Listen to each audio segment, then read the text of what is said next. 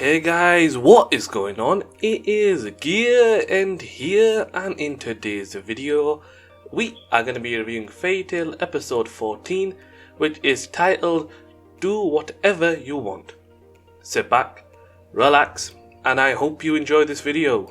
So without further ado, let's get right into our review for Fairy Tail episode 14, where it looks like a lot of stuff has happened. So at the beginning, of course, it just gave a quick recap of what happened in the previous episodes about, of course, Deliola, Gray's past, Leon's objectives, etc, etc. And of course, it just left off with Lucy versus the minion. So of course, it looks like now, of course, Lucy is fighting her, but she cannot summon her celestial spirits, because if she does, the person's magic, so the other person, of course, she's facing, her magic, of course, will control the celestial spirits, so they won't be able to, let's just say, follow Lucy's command, and they will start attacking her, which, of course, is not a very good thing. So, of course, Lucy came up with an ingenious plan, where she summoned Pooh. Of course, his real name is Nicola, and, of course, when Lucy summoned Pooh, of course, straight away, the minion took control of Pooh and told Pooh to attack Lucy, which he did, but of course, as we all know, he is not very strong, so of course it was literally nothing that he was attacking her with. So of course, literally the minion got, let's just say, she fell for the trap. So Lucy launched a counterattack where she used her whip to do some quite insane damage, I will admit. So nice one for that, Lucy, of course. Finally, one of your plans work. So of course, as the episode goes on, it looks like, of course, the minion said that she won't fall for the same trick twice, and she summons this giant rock puppet. Now, when I say giant, I do mean giant rock puppet, because what she does, of course, when she summons it is she tells the rock puppet to start attacking Lucy, which she does, and Lucy, of course, is starting to think which of her minions can actually defeat that rock statue, because literally it is such a giant, and none of her celestial spirits can defeat it, and even if they do defeat it, that minion will use her magic to control the celestial spirit. So of course, Lucy has to think of another ingenious plan where she can defeat both her minion and also use her celestial spirit. So of course, as she is running across, a lot of funny moments were happening in between. I gotta admit, it still makes me laugh, of course, watching those funny moments. And as Lucy, of course, is near a cliff, the rock statue, it destroys the cliff that Lucy is on, and let's just say Lucy falls down near a beach, and of course she thinks, well, I can summon Aquarius, but if I do, I'll be caught up as collateral damage. An emphasis on collateral, because when Lucy thought about that, she said, oh, well, let's do that. So she had a plan in her head. So of course what she did after that was she, let's just say, put the plan into effect. So she went into the sea, she summoned Aquarius, and of course the minion, as expected, took over Aquarius and told her to attack Lucy, which Aquarius did, because she even said, you don't need to tell me, I will do it whatever I want. So of course Aquarius attacked Lucy, as she always does, and let's just say, of course, the minion also got caught up in the collateral damage, because as Lucy knows about Aquarius, Aquarius doesn't care anything about her summoner. Even though that is not as good for, let's just say, a celestial wizard, the celestial spirit Aquarius, let's just say she doesn't give a crap about her celestial wizard, so she, of course, does whatever she wants, and she literally did an attack where it caught Lucy and the minion, of course, up, so they both got, let's just say, eaten up by Aquarius' attack.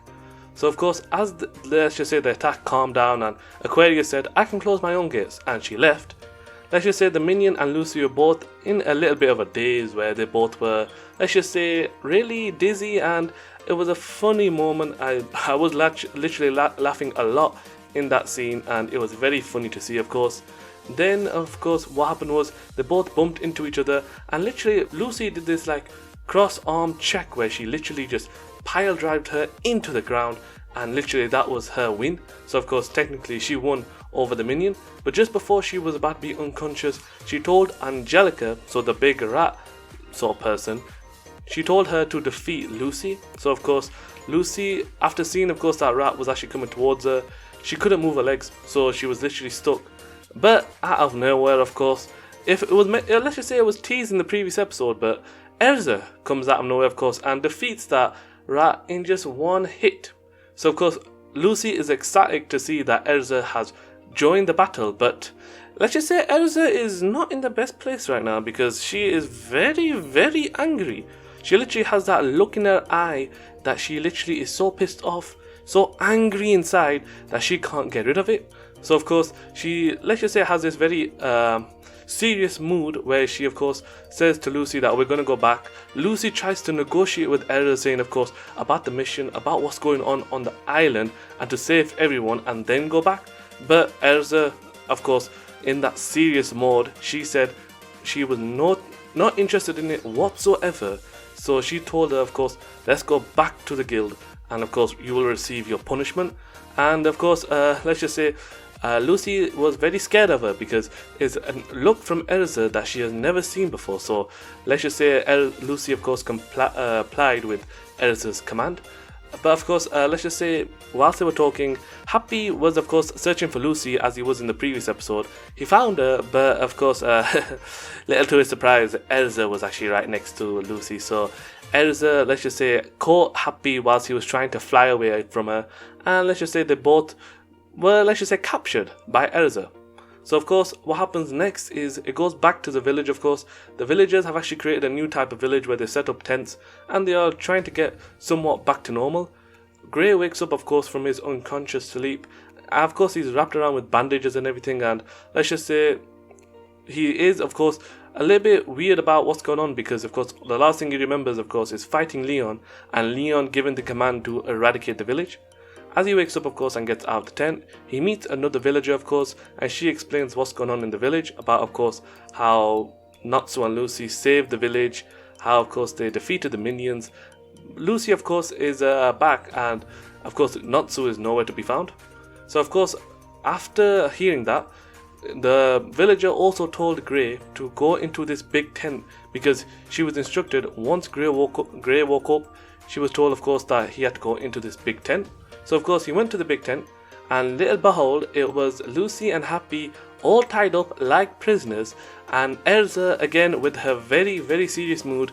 Of course Gray being a little bit shocked because he didn't think Erza would be there. Lucy of course told Erza everything, and Erza said we are going back to the guild. Looks like of course Gray was taking none of it because he said that no, after hearing everything from Lucy, you still want to go back.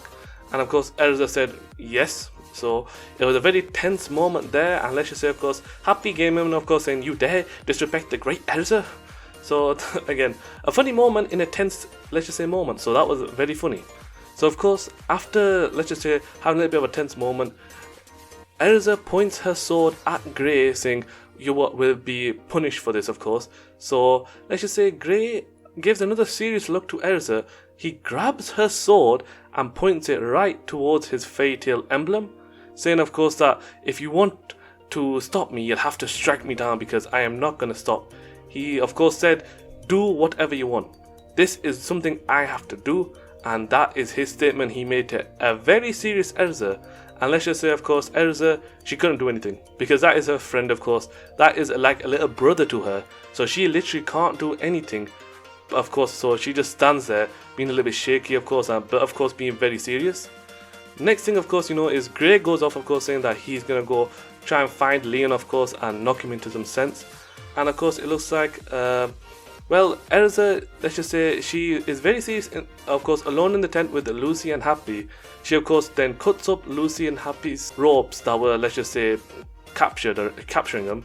And let's just say, of course, they both went off, well, they all went off onto, of course, to the temple where Leon was trying to revive Deliora. So of course, it looks like throughout all of this, Natsu was still nowhere to be found. Even after his battle with the other two guys, he was nowhere to be found in this, of course, area. So of course, what happened after that is, let's just say Natsu, he had a little bit of an interesting idea. So of course, before that, it went to Leon, of course, talking to his other two minions. And let's just say, of course, he's a little bit surprised that the other two got knocked out. And he sees, of course, a very old minion where he says that he'll actually get into battle. And it looks like he might be the one that is orchestrating everything for Leon, of course, because it looks like he does have some sort of ulterior motive. We don't know what that is, of course, just yet. And let's just say, of course, he's sort of like you can say, the one that is guiding Leon to revive Deliora. So of course, after seeing that, of course, he says that he'll participate in the battle and use a little bit of his lost magic. We'll see what that is, of course. So as they were talking, it looks like the temple, so the moon temple, it looks like that was starting to tilt a bit because somebody was making some sort of destruction. So of course, as the temple was like going through like a little bit of an earthquake, they see a little bit of a hole pop up from below him because Natsu, it looks like, he actually came up with an ingenious idea where he's decided to destroy half the side that supported the temple so it'd be balanced out directly above, so the moonlight of course can go directly onto Deliora. He tilted it so that literally it'd be a tilted temple, so literally the moonlight won't be directly going towards Deliora. Very smart idea. So it looks like Natsu's destruction actually came into use. So of course it looks like after seeing that, Leon got very pissed off at Natsu, and of course Natsu of course saying that he's gonna have to knock some sense into him. So it looks like them two have a little bit of a battle. We see the other guys a little bit lost magic, but of course not too much, so it looks like we are yet to see some of his lost magic. And let's just say of course it keeps going on. Of course, Leon versus Natsu. Natsu of course knows what Leon's now objective is, where he wants to revive Deliora so he can battle him and surpass Ur.